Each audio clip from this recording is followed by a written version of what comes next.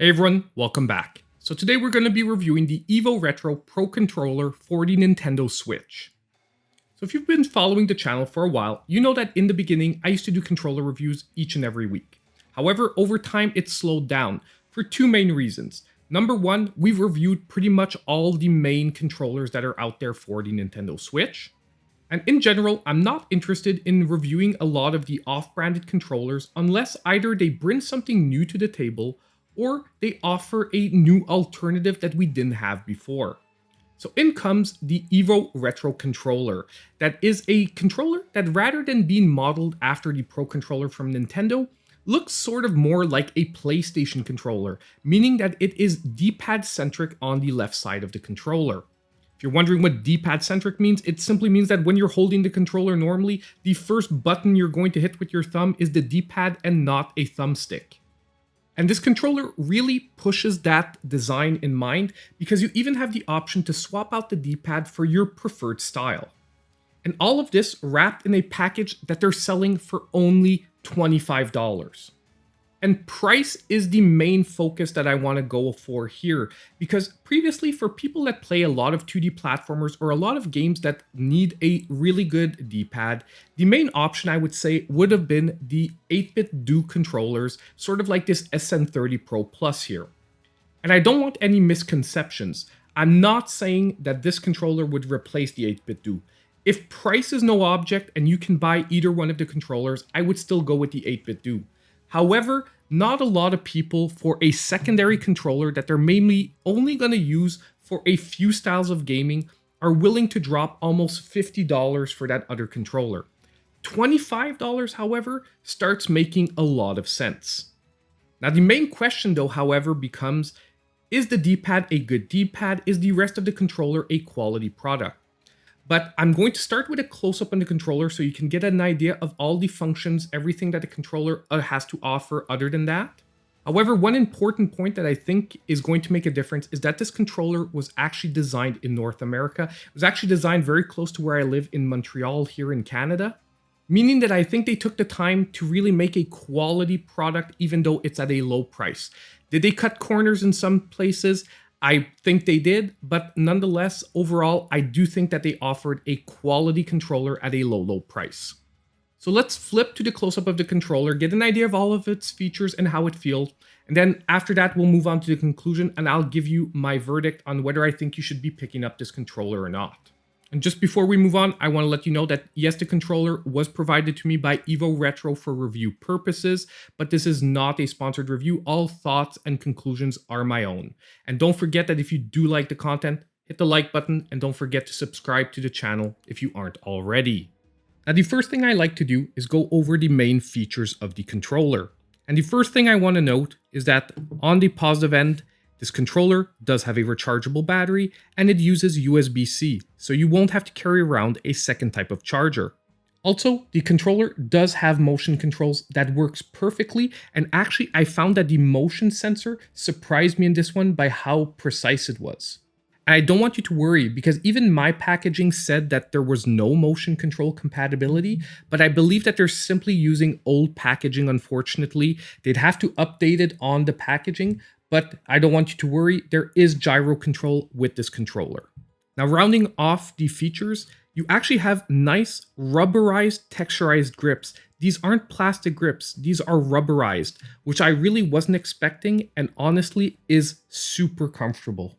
I actually wish I could take these off and put them on my 8-bit Do controller. You also have turbo compatibility. Unfortunately, no NFC, but really the star of the show is the swappable D-pad here. Now they're basically offering you three styles. You can see here the two alternative styles, or you have the classic style that's installed on the controller itself. Now swapping it out is really easy. You just get your nail under one of the sides of the D-pad, you pull up, it comes straight out, and then basically you just pop on whichever D-pad you would want to try out or swap to. Maybe the only thing I found disappointing is they don't actually explain to you how to swap the D-pads in the instructions, and if you're worried about breaking your controller the first time, you might be against just trying to pull out your D-pad, but that's really the only way to do it. So let's put these to the side. and look at the main feel of the controller. Now, honestly, first thing that I was surprised by, this controller actually has a decent weight to it, which I like because it makes you feel yet like you're holding a quality controller. Number two, the face buttons are very responsive, and actually I like them quite a bit. I didn't have any issues with these buttons. The joysticks, however, are serviceable, but they're probably not the best joysticks you're ever going to feel. They feel a little too tight to me, but nonetheless, they work just fine. The rest of the face buttons, they're there, they work. These aren't buttons that you're going to be using on a regular basis, so their feel is more or less important. Lastly, the D-pad is very, very decent.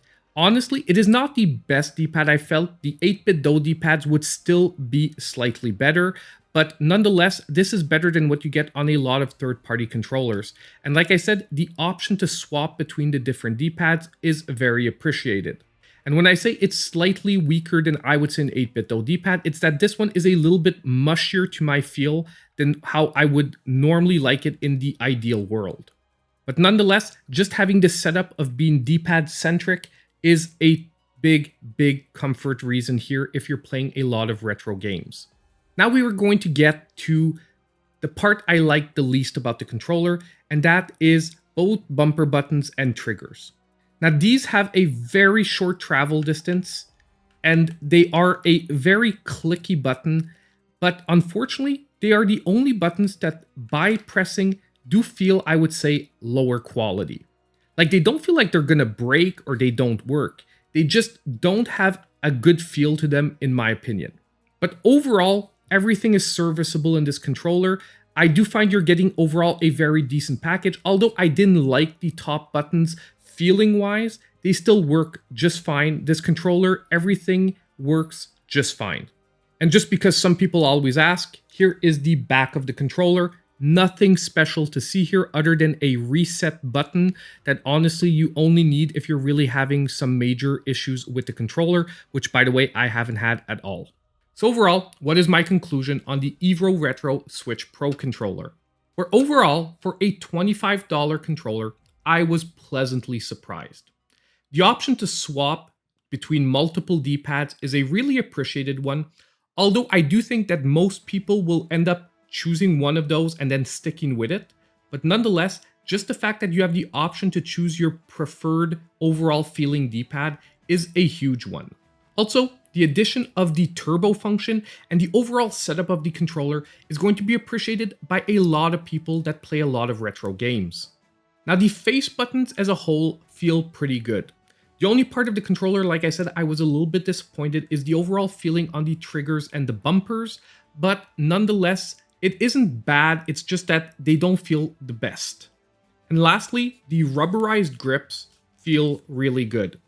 And if you're unaware, when I review a controller, I use it for a minimum of 3 weeks. When they send me these controllers, I tell them, don't expect a review before at least a month, because I've got a game with this thing on a regular basis through a variety of games over at least 3 weeks to come to a conclusion whether I would normally continue playing with this controller or not.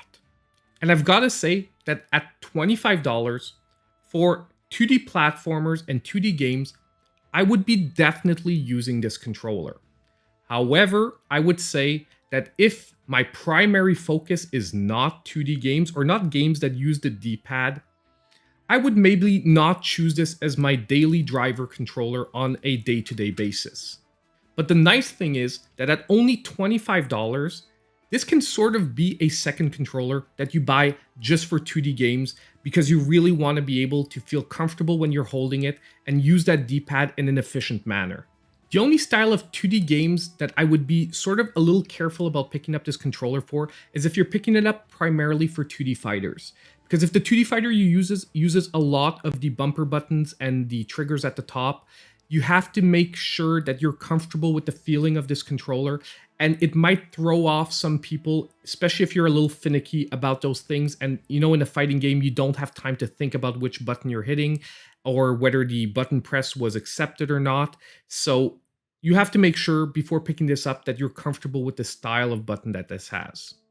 Overall, it has all the main features of a Pro controller. You have the gyro function, you have a rechargeable battery, it recharges with USB-C on top of it. However, you're losing the NFC compatibility, but that's pretty common in a lot of third-party controllers, but you're gaining a turbo function, once again, very, very useful in some retro platformers. But overall, if you don't have like the budget for an 8-bit Do controller, you're looking for a retro-focused controller, I do think that the EVORETRO Nintendo Switch Pro controller could be an excellent option to look at. Now overall, that's my review of the EVORETRO Nintendo Switch Pro controller. Let me know what you think. Are you going to be picking up the controller? If you will, I will be leaving links down below in the description of the video, so you can check those out if you wish. And as I said at the beginning of the video, don't forget that if you like the content, to please hit the like button. Don't forget to subscribe if you aren't already, and hit that notification bell so you know when all my future content comes out. And as usual, I hope I'll see all of you in my next video.